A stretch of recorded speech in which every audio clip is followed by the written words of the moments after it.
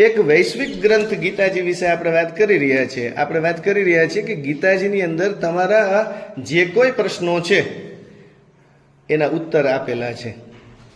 કોઈ વ્યક્તિ એમ કહે કે હું જતો તો મારો સાયકલની અંદર પંચર પડી ગયું, તો ગીતાજી આ માટે શું કહે છે? હોય જેને વિવાદ જ કરવો હોય, જેને સારી વાત છે એને સારી રીતે ન સમજવી હોય તો આપણી સાથે વિવાદ કરી શકે. તો એમ કે ભાઈ હું સાયકલ લઈને જાઉં છું, મારી સાયકલમાં પંચર પડી ગયું, તો ગીતાજી આ વિશે શું કહે છે?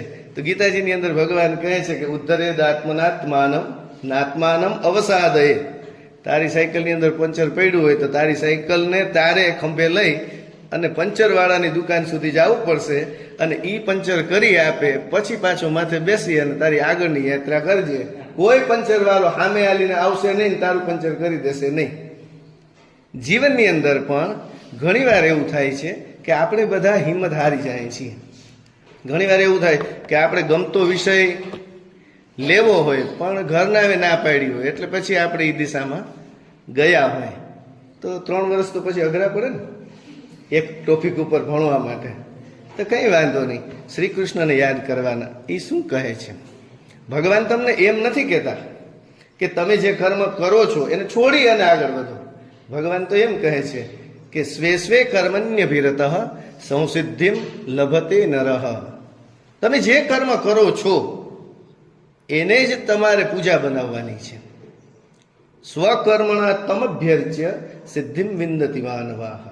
તમે જે કંઈ કર્મ કરો, એટલે તો ગીતાજીના માધ્યમથી કોઈ સંતે એમ નથી કીધું કે તમે જે ધંધો કરો છો એ બંધ કરી દો. આદરણીય પૂજ્ય પાંડુરંગ શાસ્ત્રીજી તો જે જ્ઞાતિના જે લોકો હતા એ બધાને એમ કહે છે કે તમે જે ધંધો કરો છો એ પાપનો ધંધો નથી, એ તમારા બાપનો ધંધો છે, અને એની અંદર જ તમે પરમાત્માને જુઓ.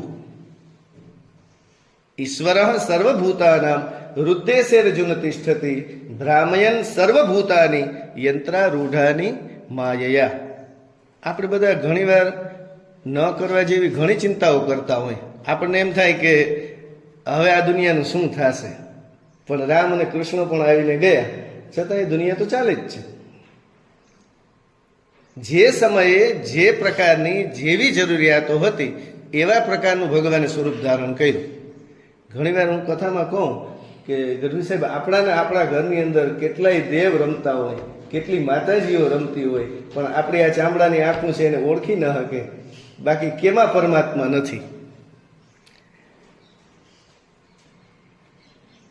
પ્રયત્નની જરૂર છે. જેવી રીતે એક લાકડાની અંદર અગ્નિ તો છુપાયેલો જ છે, પણ એને ઘસવામાં આવે ત્યારે અગ્નિ પ્રગટ થાય, એમ આપણે પણ સમાજને માટે થોડુંક ઘસાવવું પડે. વિદ્યાર્થી અવસ્થા હોય, તમે બધા અત્યારે સ્ટુડન્ટ છો, ઇતર જવાબદારીઓ તમારી પાસે ઓછી હોય, ત્યારે તમારે જે કંઈ કરવા યોગ્ય છે, નીચે તમારી કોલેજની ઓફિસમાં સ્વામી વિવેકાનંદનો ફોટો છે, અને એને જોઈને મને એ વિચાર આવ્યો કે એમ કહેતા કે તમારી પાસે એક પણ કળા હશે તો દુનિયા તમને ડુંગરમાં ગોતવા આવશે. અને આ કલાને પ્રાધાન્ય આપવા માટે થઈને આપણા વડાપ્રધાન કહે છે કે સ્કિલ ડેવલપમેન્ટ. આપણે આ પ્રમાણપત્રવાળું એજ્યુકેશન છે ને એને બહુ મહત્વ નથી દેવું. તમારી અંદર કઈ સ્કિલ છે એને તમે બહાર લઈ આવો.